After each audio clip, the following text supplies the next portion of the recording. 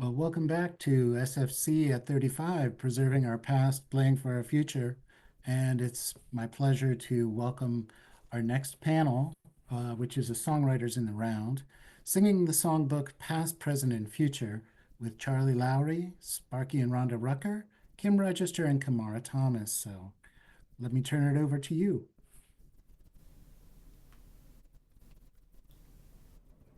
Greetings, everyone. Ooh. Greetings, everyone. I'm Kamara, and that is Kim Register. Hey y'all. Um, you can't tell. It's like, is it that way? Is it that way? Um, we are Country Soul Songbook, and when we say we're kind of the instigators of Country Soul Songbook, but we think of Country Soul Songbook as a community of renegades who are um, spotlighting and who are the QT BIPOC makers, culture makers, creatives, artists, musicians in country Americana and American roots music. We formed in 2019 with a pretty simple mission, which was just to integrate integrate country and Americana music stages. Um, and as long as we're doing that, then there are all sorts of other projects that kind of begin to flower off of that. Um, and one of our another big part of our mission is to begin considering and creating the archive of these voices in the country Americana, American roots music space, so that the artists who come after us have a lineage that they can trace um, for their inspiration, for their sustenance. Um, Anything else you want to add, Kim? And I think yeah. But I think also just uplifting what has come before us too, and like there's an uncovering with this project of like people who and voices who have been excluded from the songbook because of their identities or sexualities or anything. So that's another part too. That's the past part of the past, present, and future.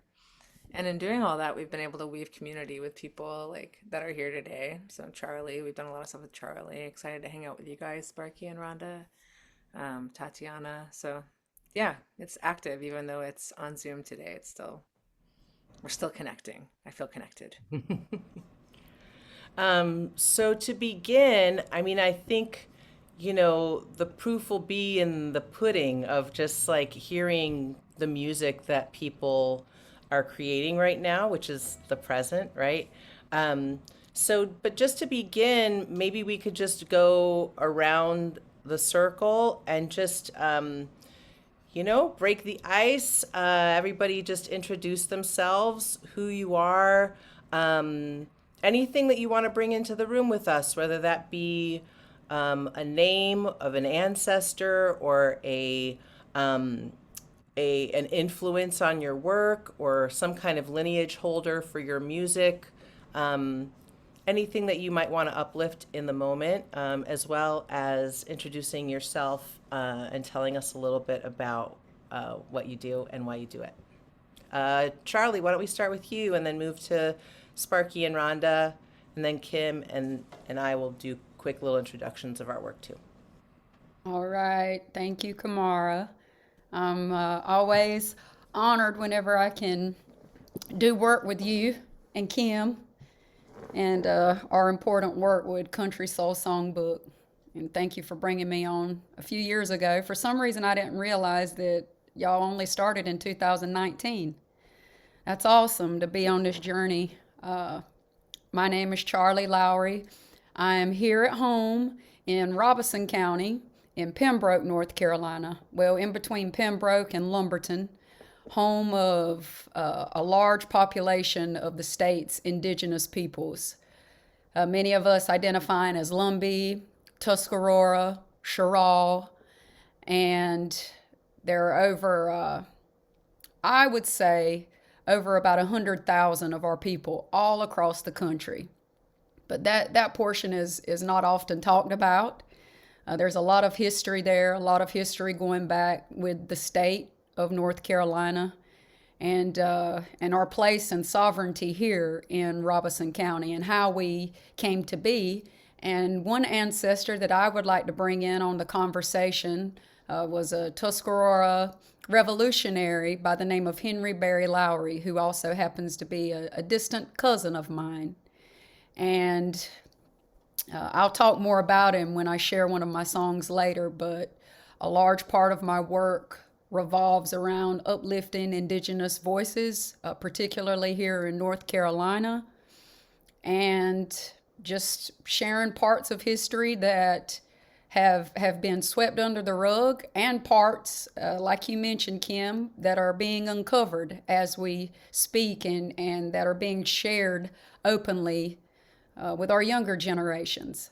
You know, I call into the room my ancestors who for many years couldn't practice our culture, couldn't sing our traditional songs. And so a big part of my artistry is making folks aware of those generations and those eras. And I'm just proud to be part of the resistance.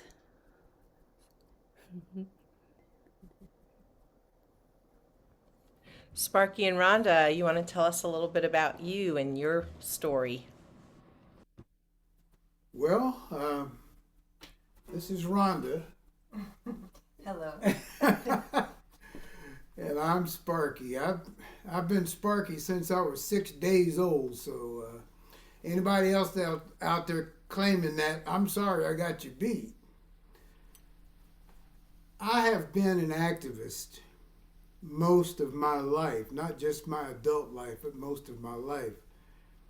I was born 9 months almost to the day when my father got back from World War II and looked around and saw that some of the Germans he had been facing in that war were getting better treatment in this country than he, as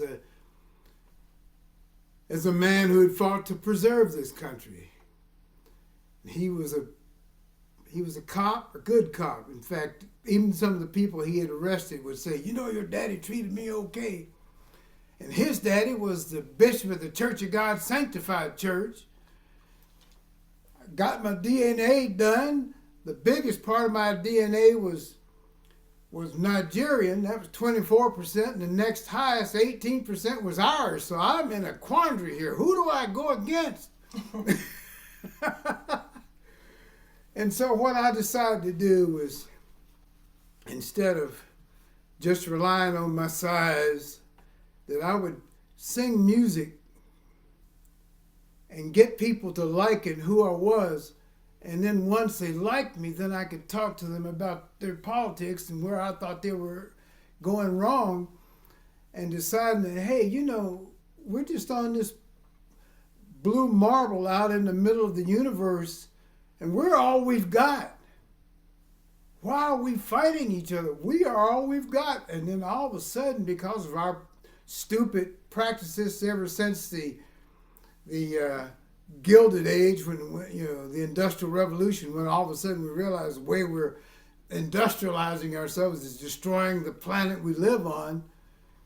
So we've got to straighten things out. That's why here in Tennessee we're getting these Arctic blasts. Hey, the Arctic is way up there. Why are we getting these Arctic blasts? This is why we're doing this virtually, because of this messed up.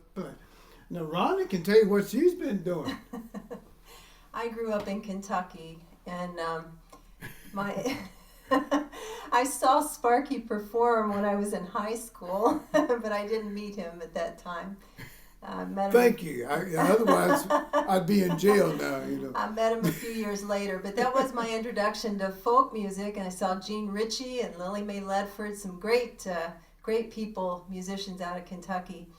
But I believe that music is a universal language, and I see that as we perform. We used to, in our younger days, travel all over the country and sometimes into overseas. And no matter where we would go, we would get a disparate group in the audience. And music, I could tell, especially when we can get people singing together. Yeah. The old traditional songs, we do a lot of traditional songs, but we also write our own songs. But when we get people singing together, I think it gives us all hope in this world. Amen. Yeah. Kim, you want to tell Um, us a little bit about everything you do? I was like, you muted. I was like, about what?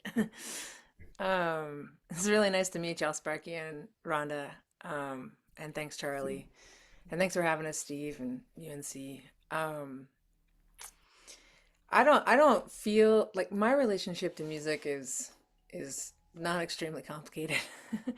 It's I really feel you, Rhonda and Sparky, about bringing everybody together and once we're on the same like musical plane, it's a way of connection without necessarily using words that are so loaded, or like using words after a musical connection. It's just a way to bring a lot of people together. And I grew up in North Carolina and I have a super Southern family, white Southern family, and we all listened to country music. And my granddad played, and I just remember growing up. I'm queer, and I remember growing up and being like, I don't want to listen to country music. Like, I don't need that. I had this turn away moment. And then I started meeting people that are playing music, like this person Lee Baines and you, Charlie, just lots of people in Kamara that are playing country music, and I realized that it didn't have to be a monolith. It didn't have to be what a lot of politicians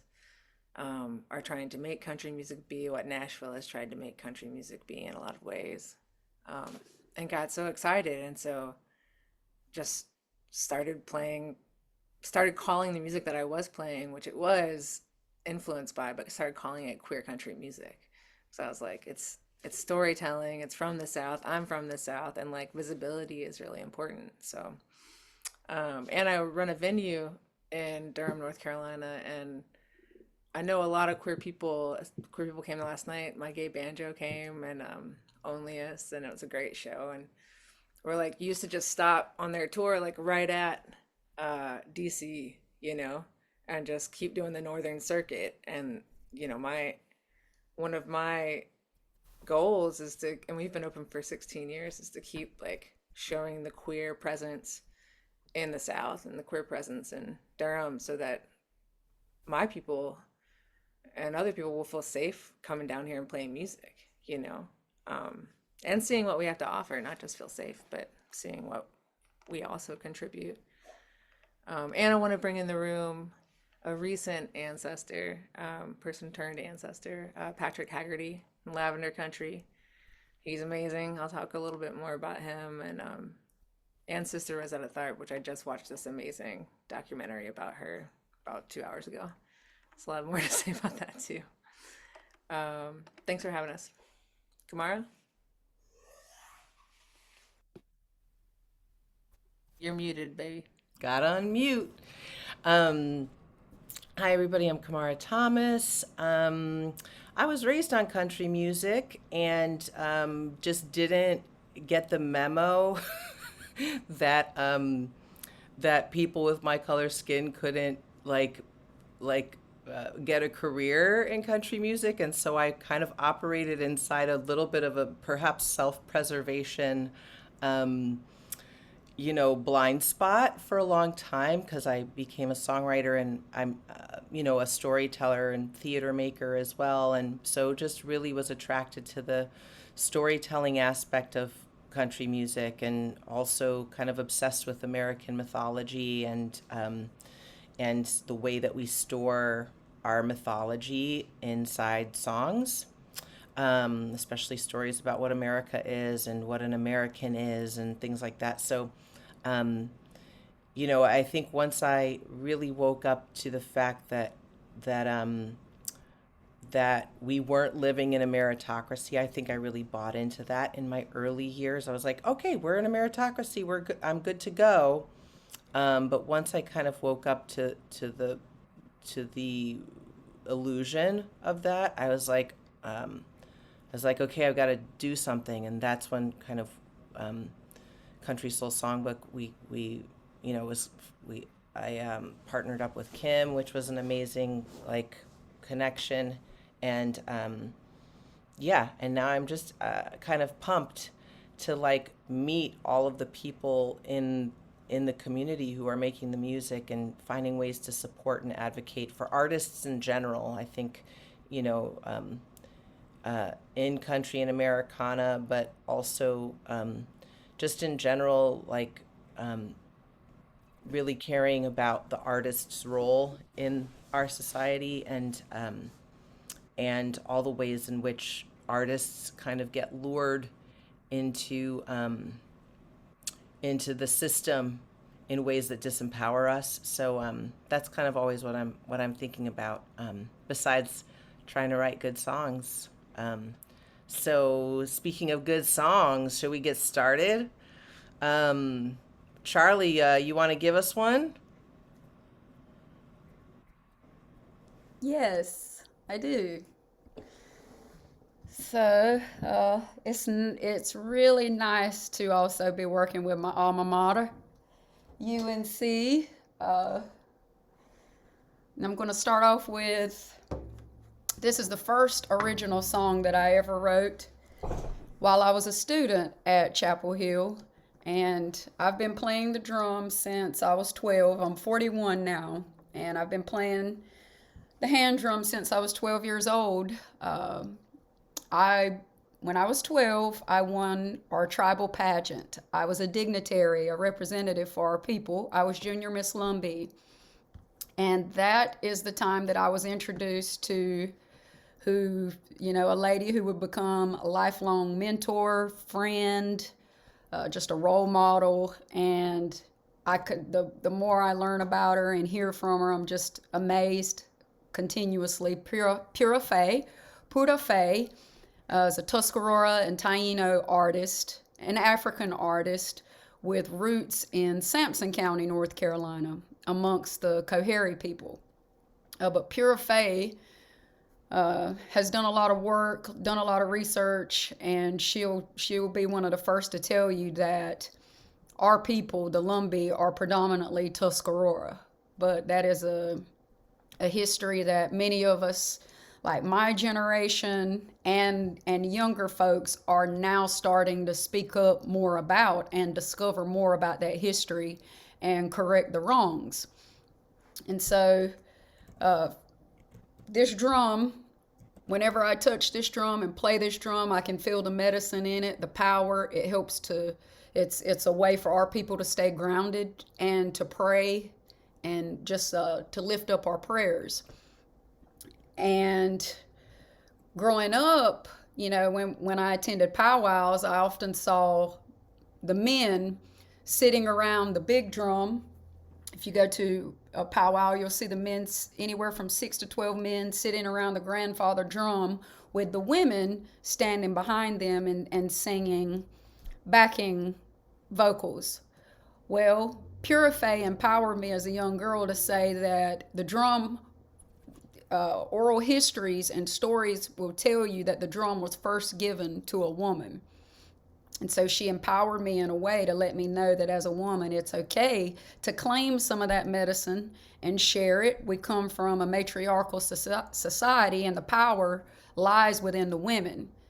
And so I thought about my place as a student at UNC Chapel Hill, coming from a predominantly Native community and culture where pretty much everybody, from my elementary to middle and high school, 98% of the population in the schools that I attended were children who identified as Lumbee. And so, I always held UNC up on a pedestal growing up, especially with basketball, but I always knew that I wanted to attend or at least apply. And when I got to campus, I was met with a lot of pushback, mainly because of my dialect. It took people aback, and the way how I use grammar. And folks just couldn't identify or had a hard time figuring out what I was. And so, you know, my mother encouraged me to try and meet one new person each day on campus. And I did, or tried, but as soon as I opened my mouth, their response was, "What are you? Like, what are you? You are country. You're a country." And I was like, "Well, I'm from Robeson County. It's pretty country. It's pretty rural. But I'm Lumbee. I'm native." And, you know, I thought that, to be sure, more people in the state were educated on the state's history of natives and the native experience. But I was so wrong. I would say I'm Lumbee, and that wasn't enough. It was, which one of your parents? Is it your mama or your daddy? And I'd say, well, both of them. Both of them are Lumbee from Robeson County. Okay, what about your grandma? And I'd say, both of them are from there as well. And they just kept questioning my lineage. And now that I'm older, I understand why. But at the time, I really struggled with that. I really struggled, experienced a bit of culture shock all 4 years in college.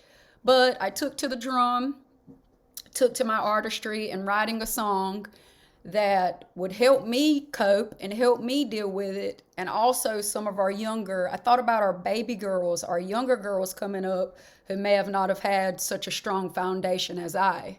And I wanted to kind of give them a tool to empower them in a way.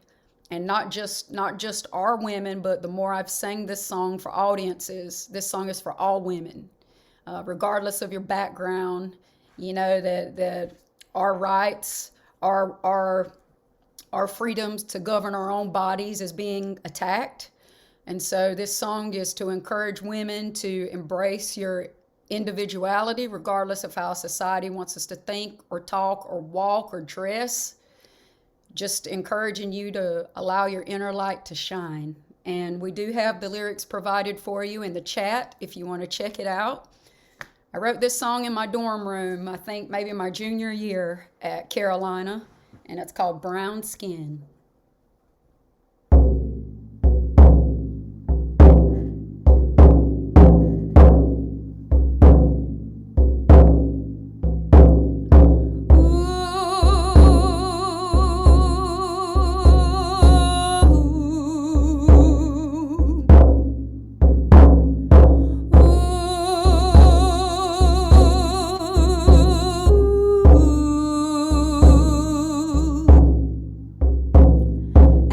So beautiful, so colorful, deep-rooted in originality.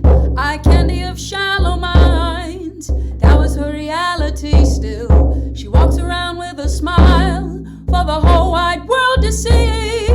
Inside's a screaming, free yourself from strains of society. Brown skin, why do you hide the pain within? Brown skin,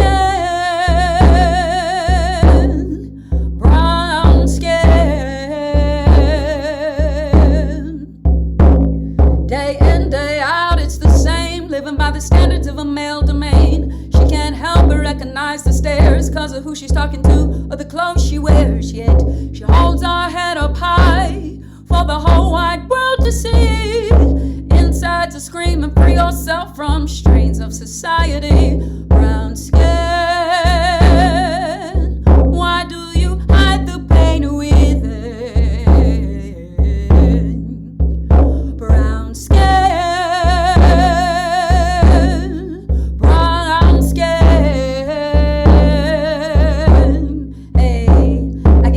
people telling me I ain't gonna make it. I use it as fuel to feed my hunger like food. Like a cake that I'm baking, takes time and patience. Once it starts to rise, everybody wants a taste. Why you always up on the line trying to play my face like I ain't gonna make it?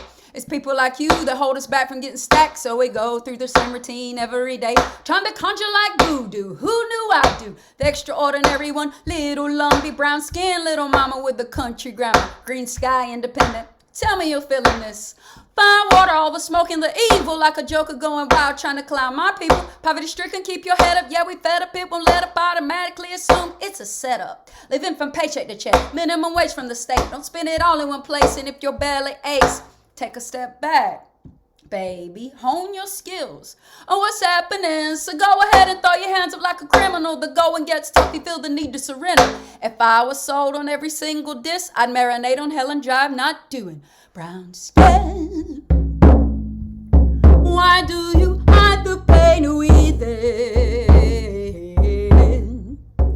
Brown skin. How long will you continue to pretend that who you know where you go won't face the life you live? That what you do where you be will catch up with you in the end. Whoa, whoa, whoa, whoa, whoa, whoa. Live your own life, don't worry about the need to please. Be the queen of your own society. Yes, oh yes. Brown skin, brown skin, brown skin. Woo, woo, woo, woo, woo, woo, brown skin.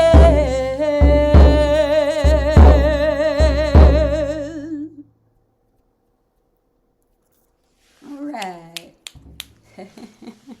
Give me Thank all come you. off mute and just give it up for a minute. Thank Just you. Zoom lively. Try not to, hopefully I weren't blasting y'all or distorting anything. Charlie, that sounded great. Okay, good. Thank you. And it was great to hear, Charlie, just how your experience influenced like that song, and hearing the story about coming to UNC and kind of not people not understanding you. Yeah. Yeah, that I just appreciate that kind of context of do you write, are there other songs, I don't know if you're sharing them or not today, but like do you find that history, that you find that you're always carrying that history with you when you're writing? Are you able to, would you categorize some songs like as like, these deal with this identity piece based around history, and are you ever able to, I know I as an artist sometimes try to separate myself from it in order to write differently. I don't know if if that's even the point, or if it's like, oh no, this is just who I am and it's always there. Do you always find that it's a through line in a lot of your work? I do. Yeah, I do. And, I address environmental issues as well. I know Sparky mentioned that he was an activist. I consider myself to be an artivist, because Robeson County is considered, to me, it feels like it's one of the state's dumping grounds. So we have a lot of CAFOs in the county. We have so many threats of pipelines running through, and I just feel like it's a responsibility of mine as an artist. If I've been given this voice, been given this platform, the least I can do is use it to raise awareness to what's being done to our people. I feel like that's part of my purpose as an artist. I am able to separate it. I like to write about love songs, and I've had my own health battles, so I tend to write songs about that as well, or themes that I've encountered through my health issues. But like currently, or I've been wanting to write a song about the Battle of Hayes Pond that happened back in 1958, and it's when our people ran the Ku Klux Klan out of Robeson County. They were going to host a rally in Maxton, North Carolina, and there's a whole fantastic story around it, but within the past 3 days, I really focused in on this idea and wrote a song that's just about the battle. So it just varies from one song to another, but I'll always sing about our people and always, share stories about other tribes that are throughout Indian country, because I feel like we've been excluded from everything. I As agree. as Yeah. as a native artist, you hear a lot about black artists and white artists, and but it's very rare to hear about natives, and that's going back to my experience as a student at UNC.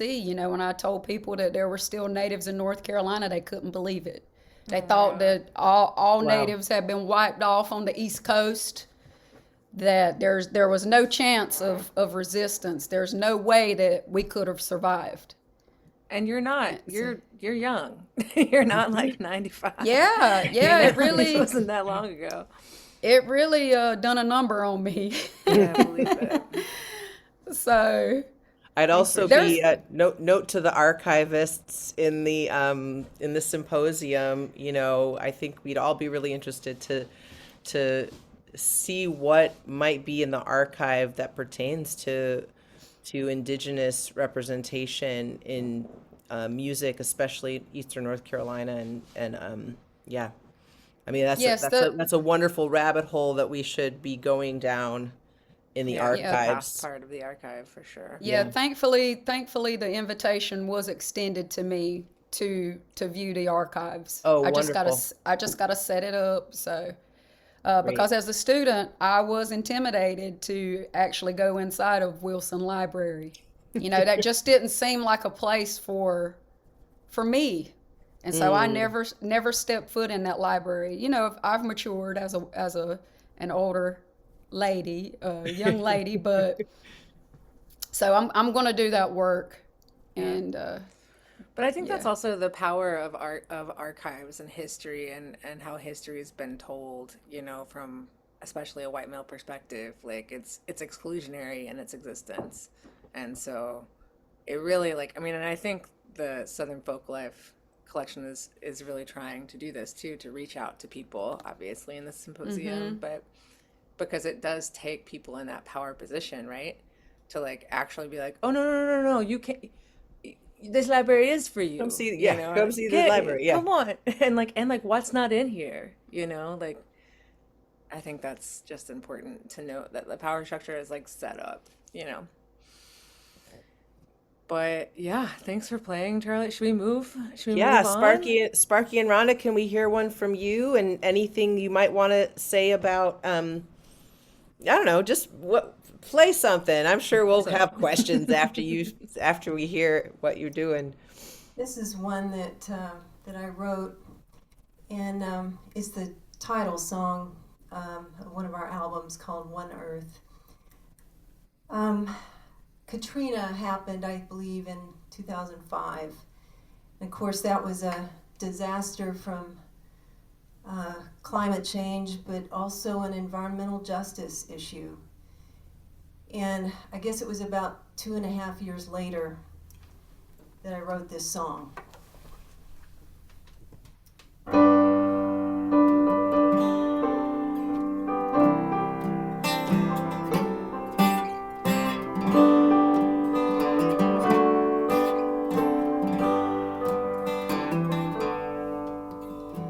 Fire from the mountain flows like a river, then cools in earth's early morn.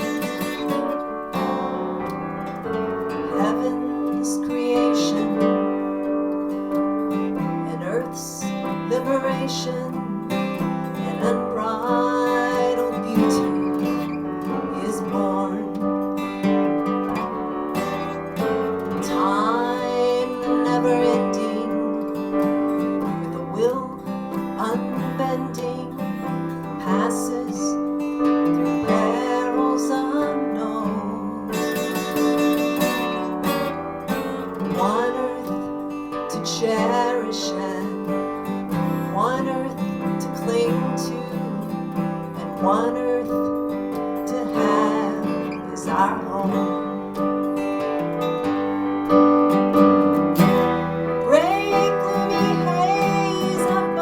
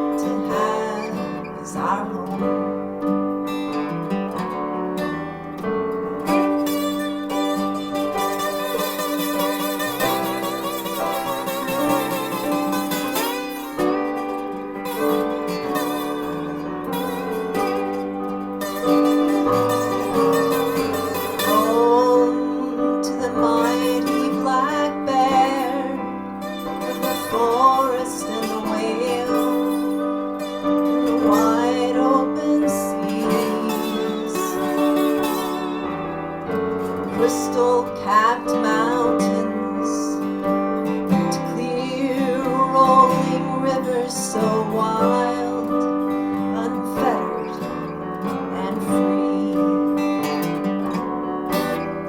A delicate balance of bounty and beauty, poised out in space all alone. One earth to cherish and one earth to cling to, and one earth to have as our home. Break the haze up above us. Oh, what have we done with the skies? Sea winds are raging and fires are blazing while the people just try to get by. One earth to cherish and one earth to cling to, and one earth to have as our home.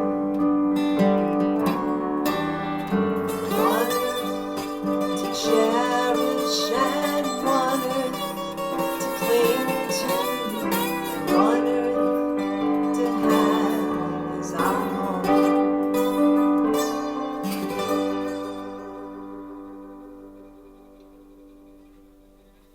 Thank you.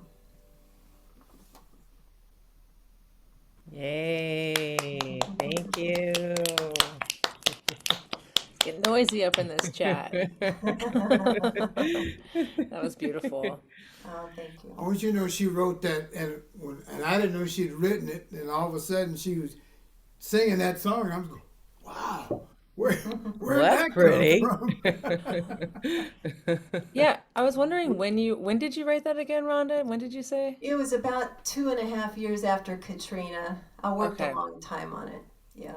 Oh wow. But, and it's obvious, I guess, in retrospect, you can hear the influence of the church on my on writing that, because it sounds kind of like a hymn that I would have sung growing up, and Yeah. but more a hymn to the earth, and as Sparky called it earlier, that blue marble.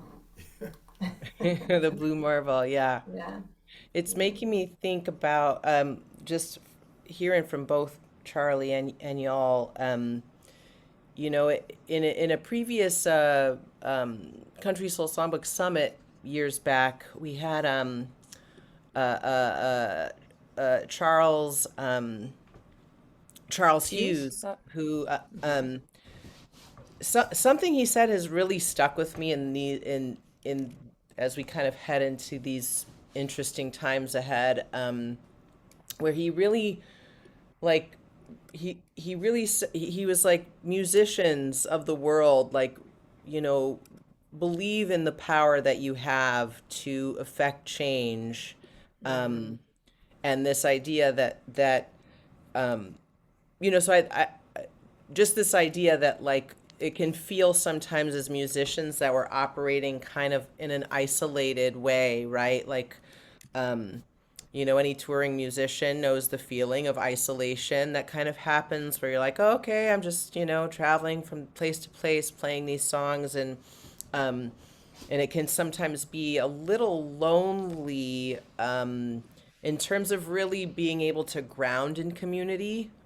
without kind of staying in one place for a long time, which isn't always, every musician, I think, in some part of their career has understood, like, me staying in one place for a really long time is not an option to make a living, right?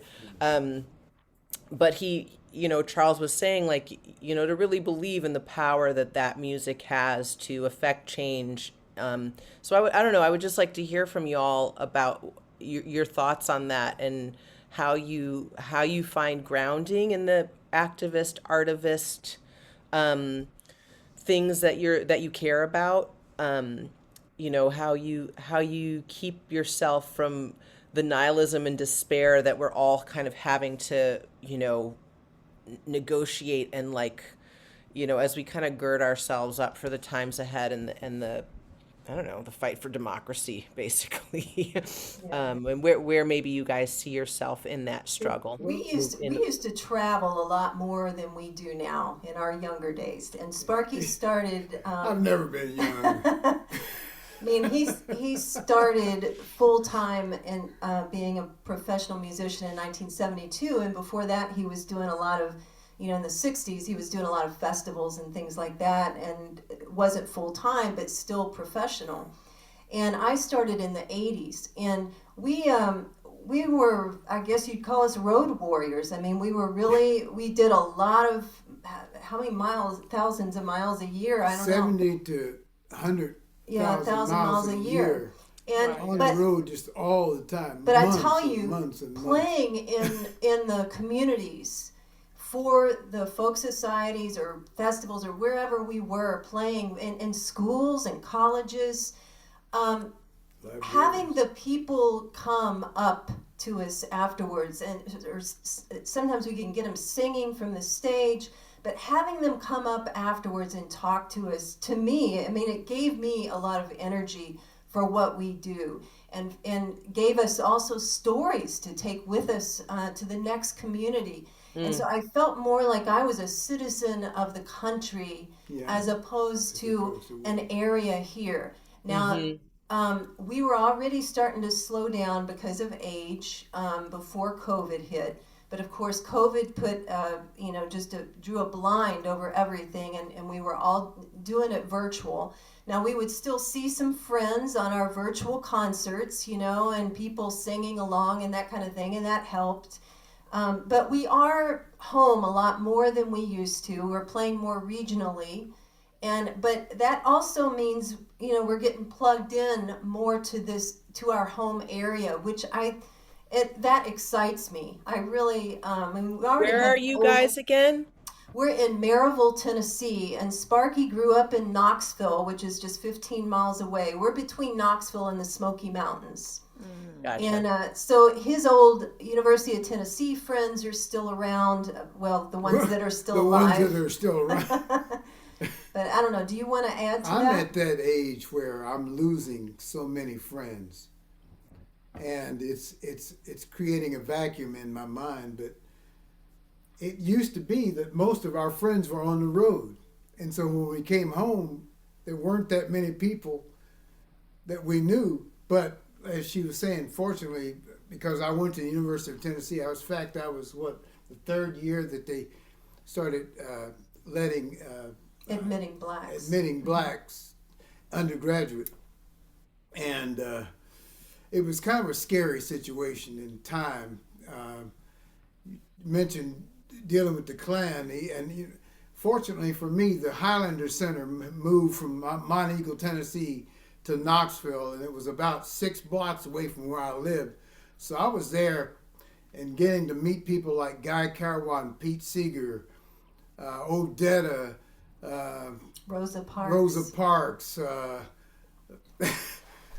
And learning from them, and some of the old blues men that were also surprisingly activists, like Reverend Pearlie Brown, the blind street singer from Americus, Georgia, who taught Dwayne Allman how to play slide guitar.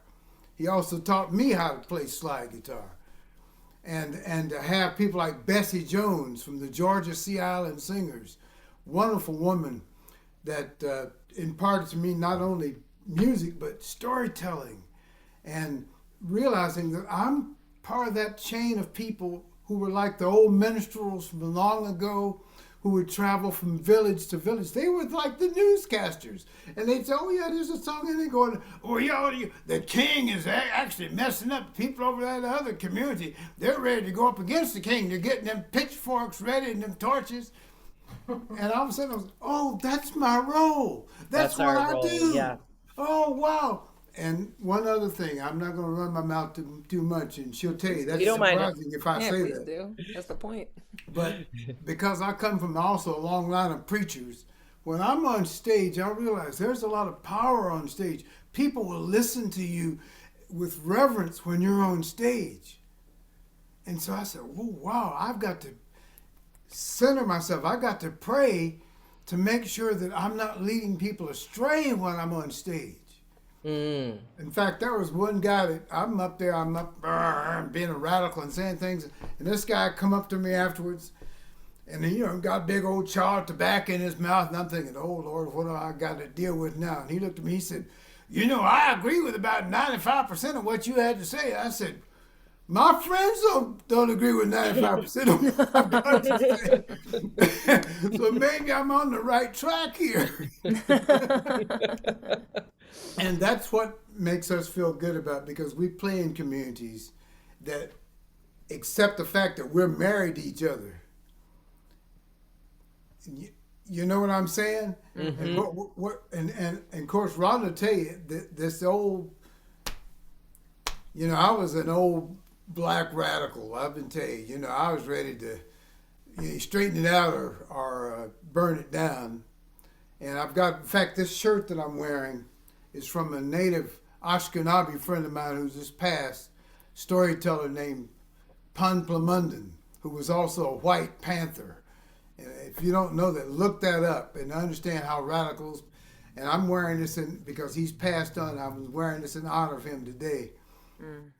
But we when we met at a music camp, we realized, oh wow, here's another warrior for peace, because he'd finally changed into wanting to be a storyteller and living out his life as a native storyteller and meeting this this black radical, and we became close like brothers.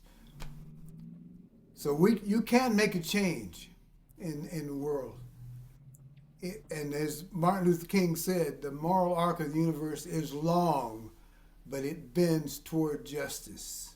I've been on this planet long enough to realize that that's true. We're in a backswing right now, but we're going to get through this.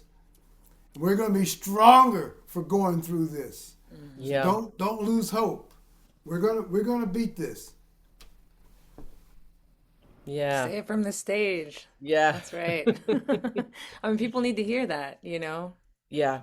I appreciate They that. really do, right? I think, I just appreciate you saying that, because it is really easy to despair when, we really have to respect the words of our elders who is I've seen this before, so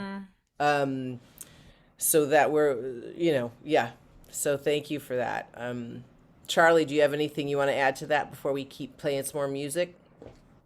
Yeah, I was just gonna say that for me, it's important to build community and collaborate with other artists who are kind of doing the same thing, on the same journey, same mission, have the same ideas. So collaborating with y'all, collaborating with Rhiannon Giddens, collaborating with Purify. And hey, I'd love to collaborate with you too, Sparky and Rhonda. Let's keep that fire going. Yeah. Well, let's And stay in and I've touch. yeah, and I've also thankfully I'm kind of in a little position to where I can be a little strategic about some of the gigs that I take, and it's important for me now to go to markets and take gigs where the messages can be really amplified. There's a lot of gatekeepers, and you try to go where those gatekeepers are, and kind of like you go to the belly of the beast. So anytime I get an offer to sing in Washington D.C., which thankfully I've been able to play at the Kennedy Center and the Library of Congress, and I feel like those are places that you want to play so that you're properly recorded, properly archived, and your voice is amplified on a big stage. Same thing with Nashville. I'm currently trying to make the move to Nashville and be back and forth between North Carolina and Nashville because of the climate that's there right now that has existed for several generations.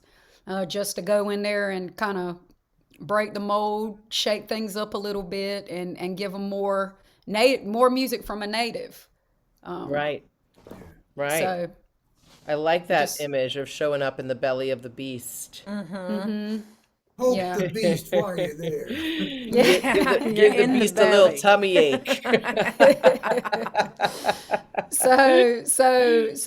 when you're in that loneliness, you got to think about what you're there for, and you're not alone. You've got, which that's something that I love about being native. It's like I don't feel alone. I know I've got my tribe. I've got my people. For one, that I'm just not speaking for myself. I'm speaking for, have a voice for them as well. So just trying to keep that in mind. Yeah, That's beautiful. yeah. Kim, I think this is a good moment for you to sing yours. I don't know if Yeah. you want to talk a little bit about, yeah, this song and the way you use it to bring things for queer community. Yeah, this is I love so many things about this panel, but one, like the intimacy that we get with each other, and Cam, you knowing like our music, and being able to moderate that way too. It's really sweet. And also like the through lines of the threads, like what you're saying, Sparky, about touring, and finding community on the road and being this like newscaster. I've toured a bunch of my life too, and I think I just got into this spot where I didn't know why I was playing in some places, like and going to New York City and playing, being like, I don't know what I'm bringing here, and like what I'm saying on stage and if it matters here or not. And it took those people coming up to me to tell me that it did matter, to want to keep going there. But then also like you can really there's something about rooting in home too that's really beautiful, that I've been starting to do more musically, and wanting to play in the South more as a queer musician. And yeah, I don't want to take too much mic time, but I know some of the most mind-blowing like ways in which, as an artist, what you do and what happens to you or what happens to me, it's a mirror in a big way of like what's happening out in the world, right? It's like I'm just ingesting all this information, and putting it through like my experience and my presence, and all this stuff, and then coming up with something else like a song and putting it out into the world. So it's not like nothing just comes directly from here, right? It's like it's like this like conduit or whatever. And some of the most like mind altering experiences I've had have been in the South, and for a lot of the reasons of like my own internalized, oh God, there's a word that I don't know what it is, but some kind of ism, this own internalized thing where like I'm like a classism or like whatever that happens, where I'm like, oh God, I'm playing here, and some of it's really real. But then I'll meet people, and that'll talk about, I'll get to the song in a second, I promise. But I'll meet people that talk about their trans kids or their queer kids, and like I'll look at them. This one person, Jody in Arkansas, Whitewater Tavern, one of the best venues. I love that place. And Jody comes up to me after we played our set and was just like, "Hey, can I talk to you?" Just like super rough Southern white man, and was just like telling me, just came up, and I was feeling nervous, and then he was just like, that was the best song I've ever seen, like I love that song, my trans kids. And then like opened up to me about his queer kids and queer kids experiences getting healthcare in Arkansas, and how hard that was. And it was just this beautiful moment. And anyway, so I think stage is an important place for a musician to be able to like mirror society and like be vulnerable and express themselves, and also connecting with community, like where you're from too, is really important. And okay, so I'm gonna play this song. Um, Charly, you were saying you were writing a song about that battle. I forget what it's called, but so sorry, chime in with it. But I wrote this song called Little River. And it was my attempt at writing, sometimes like writing a political song or a song about a historical event. Like it, it was really hard for me to do this, to like get into that, because I didn't know that I could do it justice, right? But I figured out sort of how to like put my feelings into it and sort of make it mine, so it's not just a story, it's a story through a storyteller, you know. And so yeah, this song is about Little River, which is a river in Durham. And I was going to this people's school where people from the community came and just taught. It was like a free school. And I learned, I'm from Durham, and I was like 25 or 26, and I've been here, you know, pretty active in the music scene for a while. And I learned about the first Pride March in Durham, which was in 1986. And it was a political march. It was in response to the murder of a young man who was swimming at a gay swimming hole. And I was pretty furious because I didn't know this information, and felt like a way to make it like live on was in song. So I wrote the song called Little River. Can y'all hear it all right? Thumbs up? All right.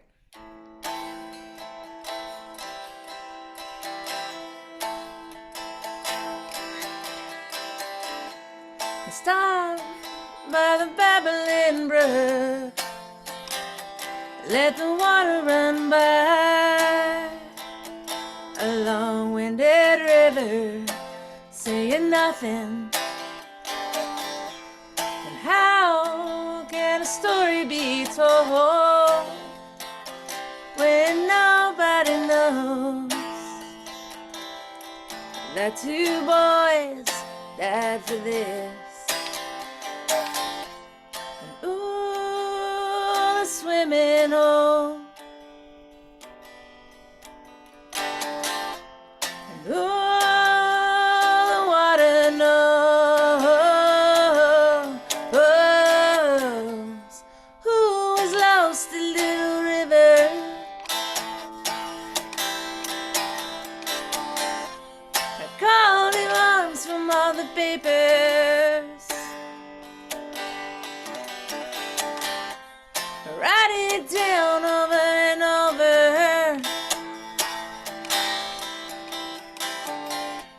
And who was lost at Little River?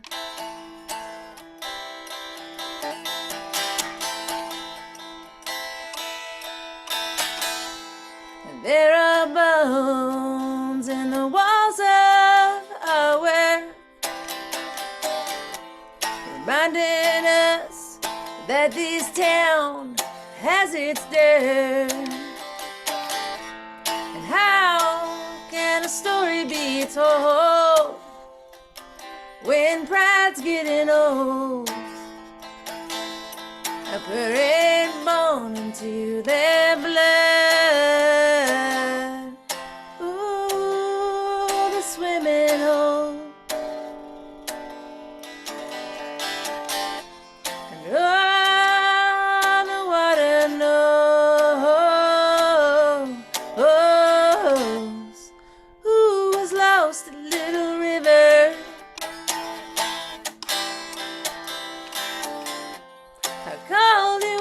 From all the papers,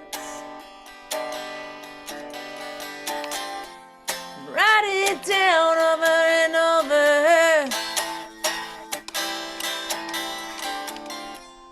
Who was lost in Little River? I'll write it down over and over. Who was lost a little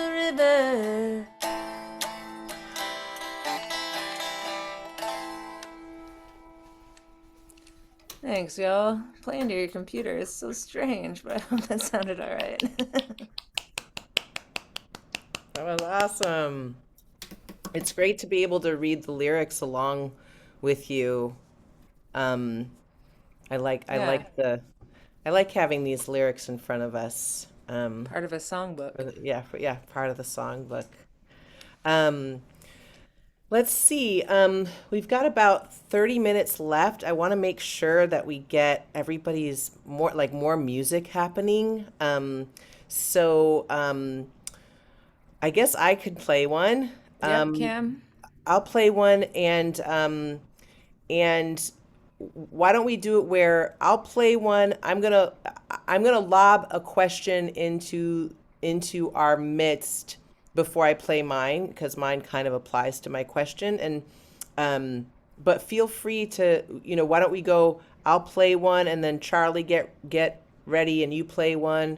Rhonda and Sparky, you play next, and Kim, you play next, and just kind of anything you want to say before your song that addresses my question or anything else that you care about. We want to hear, and then if we've got some time to chat after we hear everybody's tunes, then we'll chat some more. But I don't know, it'd be nice to just hear a lot of music for the next 15 minutes or so. Um, Agreed. I My question is really about, you know, s- maybe it's just a selfish question because it's the thing I'm always thinking about, but I'm always thinking about land and the idea that, that inside of this like thing that we're calling America, there's all sorts of ideas about what American means um, and it can get really confusing and complicated, but something I keep boiling it down to is just that we're all here on this land together. And we somehow, like, if anything, if I want to call myself an American, it's really just because I'm here on this land we're calling America together with everybody else who's here too. Um, and I wonder, like I'm like, oh, I wonder what indigenous and native populations think of that word. I wonder what, um, I'm half black and half white. So for me, I feel kind of this pull, right, between a kind of white immigrant ancestry and a kind of black um, traumatic enslaved ancestry, right? And I kind of can feel that inside my own bones and inside my body. Um, so that's kind of what I'm lobbing out to everyone, any ideas about Americanness or about how we negotiate on this land. Because that's what my song is about. It's called, oh, I forgot to provide lyrics. Here they are. Oh, I just sent it to the panelists. Maybe they can share with everyone. Um, but this is called The Crone, and it's about, I've been getting the privilege of going out to eastern North Carolina into Hyde County. I just got back from there this past week doing workshops with K through 12 students, teaching music and theater out there. But uh, I wrote this song after doing a similar thing in 2017, 18, and I was so struck by the land, by just the land itself. It's so I could just feel its ghosts right away.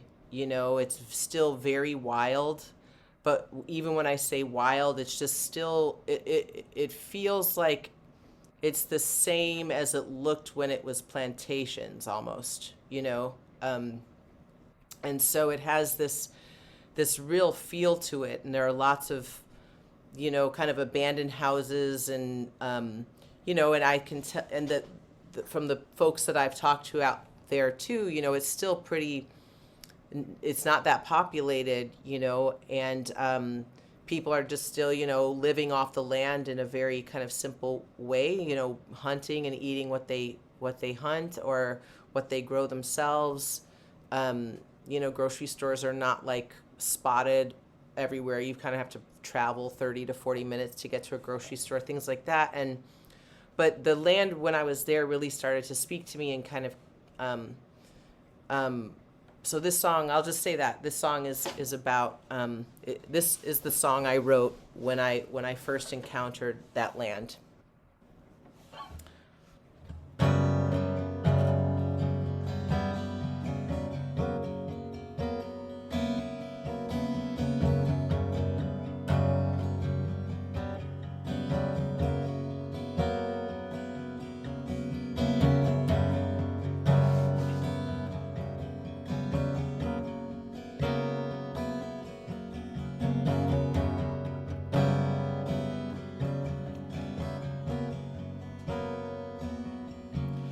Near the coast of old North Caroline, where the marshes meet the floodlands,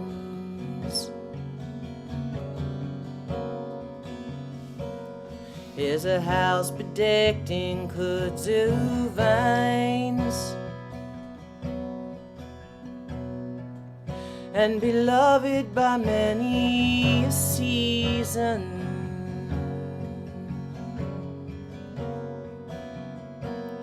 This house does home a lonely ghost. She sits in silver splendor, sharp needle, silken thread, a sweet forsaken daughter.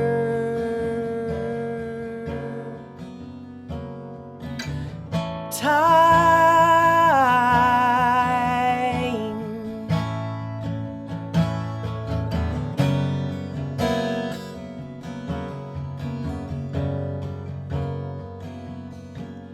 come fearless hearts, come diadems,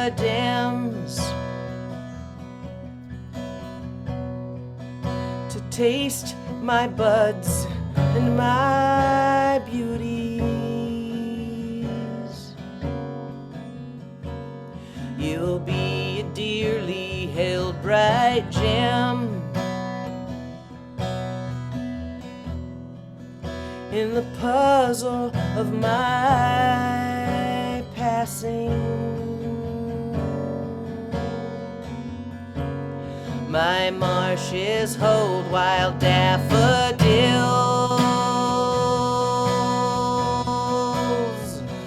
my secrets and my lovers.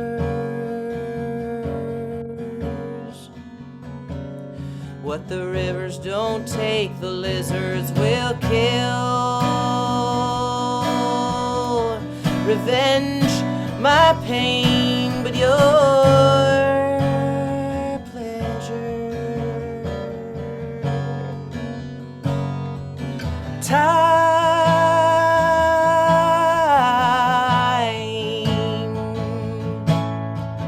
water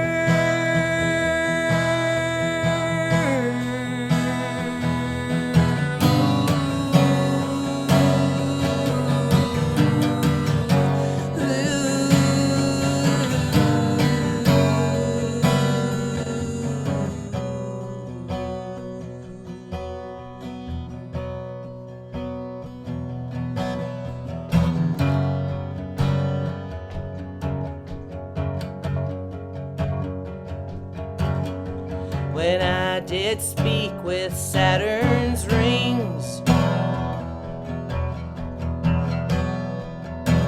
they whispered she is a woman.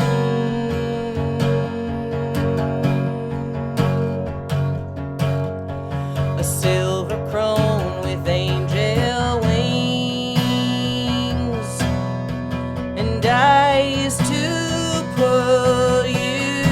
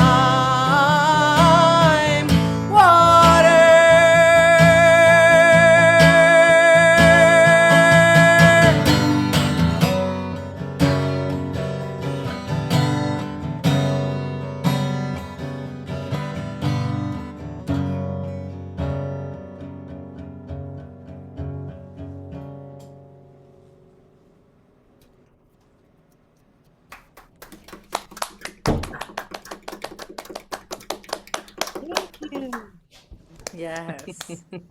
I really felt the Amazing. place. Thanks. did. Good. That's what I'm always after. Um, I was going to say to everyone participating, if you have any questions for our artists, we can start to take those now as we listen to everyone playing. I'm happy to start sharing those questions with them. So, Charly, you want to give us your next one? Yeah. You're such a great songwriter. Thanks, Charly. You too. We got a Thank whole you. room full of good songwriters over here. Yeah. Thanks, Charly. All right. So, just to say a little bit about your question and to segue into the song, the Lumbee refer to ourselves or are known as the people of the dark waters because of the Lumber River that runs through our territory here. It's a black water river that our people have, it's well documented since the 1600s, early 1700s, that this place, this area, what I liken it to now is it was a refugee camp in a sense. It was a place that the people, freed slaves, poorer whites who didn't necessarily meet the status quo, and natives were already here, but those people came to this area as well and found refuge here in these swamps. It was a place that a lot of the settlers didn't want because they couldn't make any money off of it, but this was home to us, and we've just been here, and the land definitely informs our culture. The river has nourished our people for centuries. It was it still is a source for us to get food for nourishment. There's great hunting here in the area. And it reminds me of just what you were saying about Hyde County, Kamara. It feels the same here in Robeson County. And the ancestor that I mentioned earlier, Henry Berry Lowry, was well known for using the swamps to his advantage. Back around the times of the Civil War, when the Confederate Home Guard came here, they took it upon themselves to start rounding up our men and forcing them to go to Wilmington to help build Fort Fisher. And there was a lot of mistreatment towards our people who were freed people. And Henry Berry, they were framing, there was a lot of framing going on at the time. And what happened to Henry's family was that they framed his father for stealing ham. He was a prominent landowner in the county at the time. And Henry stood by in the distance and watched as the Home Guard executed his father. And after that, he formed the Lowry gang and sought to avenge the death of his father. It was a multicultural gang made up of Native men, and again, the freed slave, African-American men, white men, and they were known as the Lowry gang. And they used the swamps to evade captivity. And at one time, Henry was one of the most wanted men in the country. And no one knows about his whereabouts. No one knows exactly what happened to Henry but for 10 years, he was a freedom fighter for our people. And he's well documented. There's plenty of great articles and writings about him. And this next song was inspired not only by Henry, but I still give it up to our founding fathers, the country's founding fathers for coming here. And it took a lot of backbone to do what they did, in spite of the way they went about doing it. And I also mentioned Dr. Martin Luther King in this song as well, another gentleman who had a lot of backbone up against adversity in a tumultuous era. And so here we go.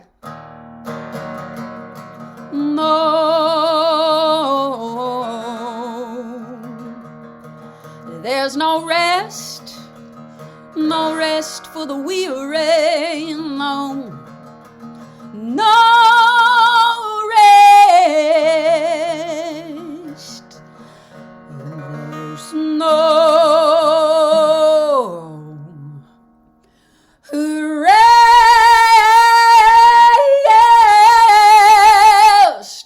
for the weary.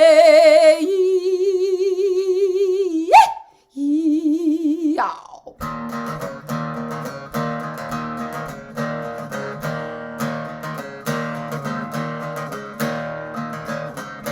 Gotta have a backbone, backbone, gotta have a backbone, backbone, gotta have a backbone, backbone, backbone, gotta have a backbone, gotta have a backbone, backbone, gotta have a backbone, backbone, gotta have a backbone, backbone, backbone, gotta have a backbone. When things don't go your way, you can't tuck your tail and hide. Gotta have a backbone, backbone, gotta have a backbone. From the cradle to the grave comes more and more with age. Gotta have a backbone, backbone, gotta have a backbone. Oh, when you're down, down, down in the valley. Oh, when you're down, down, down so low. Oh, when you're down, down, down in the valley. That's when you've got to have a backbone. Gotta have a backbone, backbone, gotta have a backbone, backbone, gotta have a backbone, backbone, backbone. You gotta have a backbone. What about Martin? What about Franklin? And what about Henry Bear? All through history, backbones for victory. No pain, no gain, no rest for the weary. What don't kill you makes you stronger. You will win in the end. Whoa, what don't kill you makes you stronger. Gotta get on up, take a stand. Gotta have a backbone, backbone, gotta have a backbone, backbone, gotta have a backbone, backbone, backbone. You gotta have a backbone. Yeah. Whoa. Come on. Ooh. Yeah. Whoa. Come on.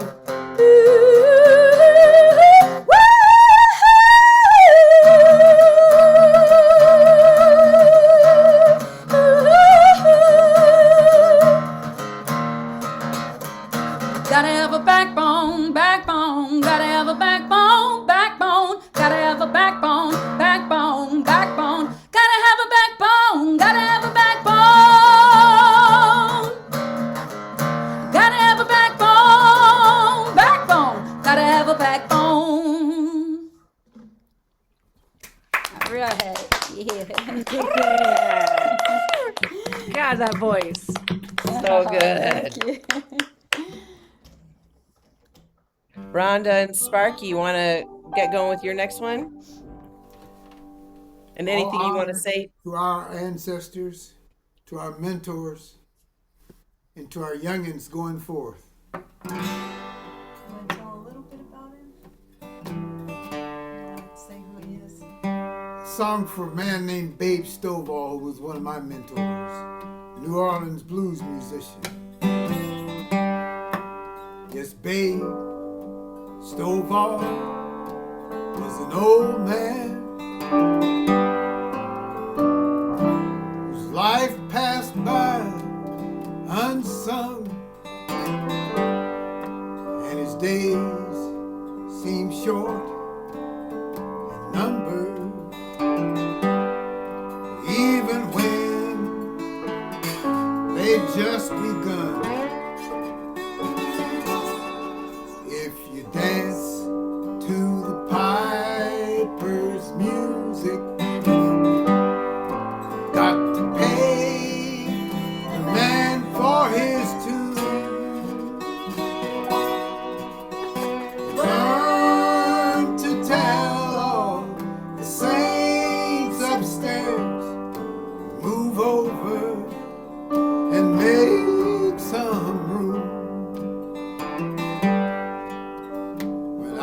was a young desperado. My ramblings took me to a man, and he showed me he'd like to teach me all the things any man can.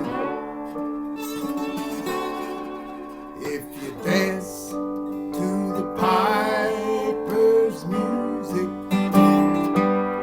you got to pay the man for his tune.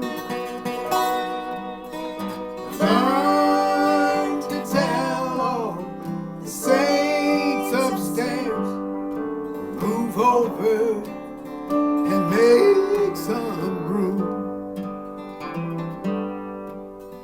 At Bonaparte's and Andy's down in New Orleans,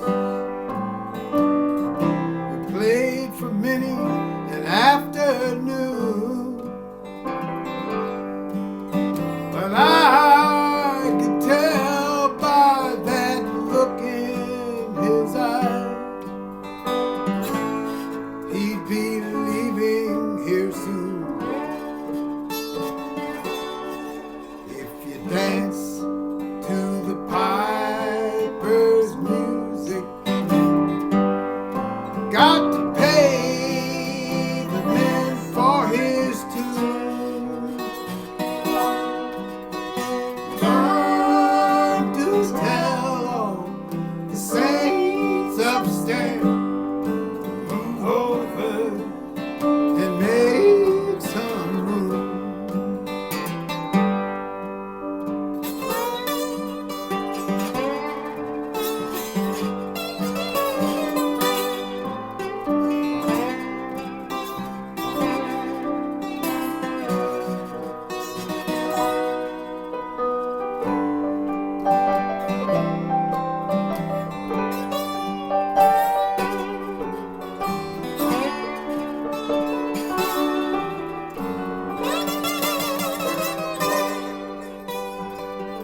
When someone stole his old steel guitar,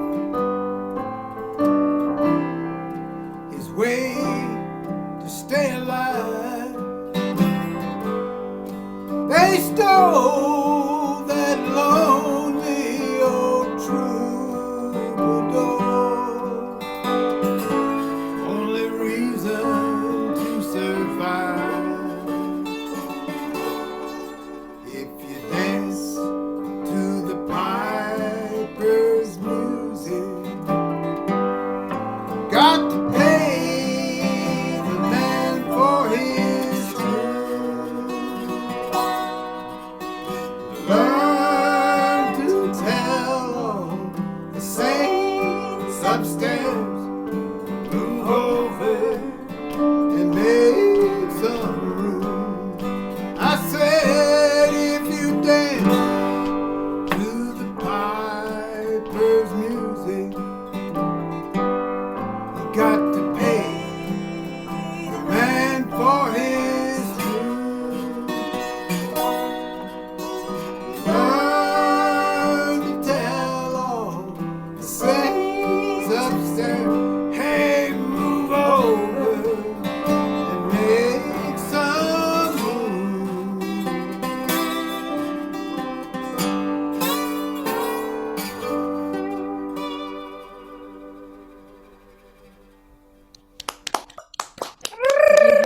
Yes. That slide sounded Amazing, so good. yay. Y'all, this has been so great. We are just about at the end of our time together. Thank you everyone for sharing your beautiful songs and for chatting with us. Thank you to Southern Folklife Collection, to Steve, to Tatiana for putting this together, for inviting Country Soul Songbook. Yes. We love an doing honor this to be kind of here with you, stuff. with It's all the of you. best. Yeah, you too. Such an honor. All right, I'm going to pass it back over to Steve. And thanks everybody for having us. Oh, thank you all. That Thank was you. beautiful.